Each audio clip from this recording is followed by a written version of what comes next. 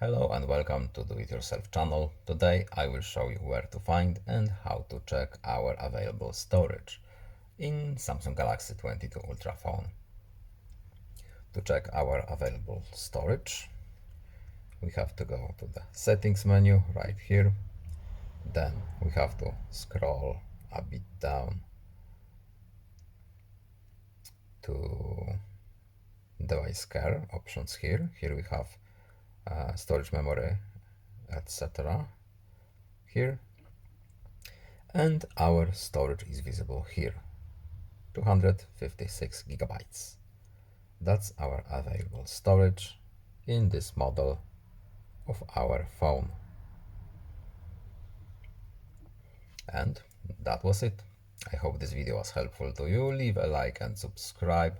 Have a nice day and see you in the next video. Goodbye.